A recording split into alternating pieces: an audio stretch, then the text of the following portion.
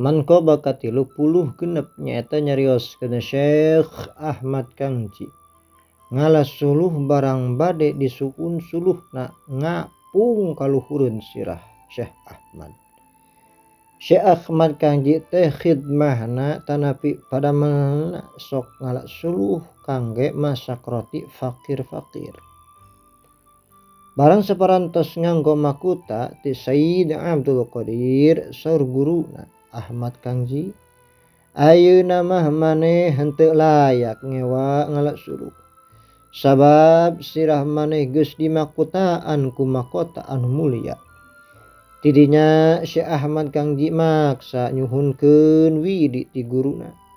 Saur guruna nya ari keukeuh mah cig bae tidinya teras Syekh Ahmad Kangji angkat ka gunung.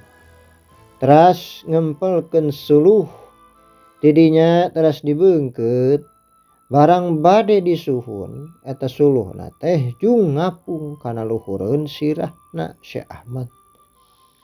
Jeung awang-awang kira-kira sahasta tina sirah Syekh Ahmad teh. Tidinya Syekh Ahmad teras mulih ka guruna.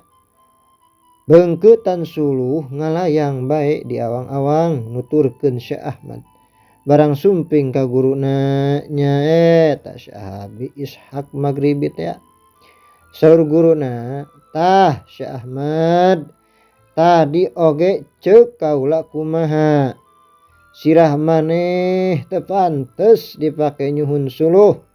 Sabab geus dinetepan, diteteupan makuta jeung sorban anu mulia. Di waktu ayeuna mah geus entong deui ngalas suluh. Maneh ku Sayyid Abdul Qadir geus ditepikeun kana pangkat Rizalullah." Subhanallah.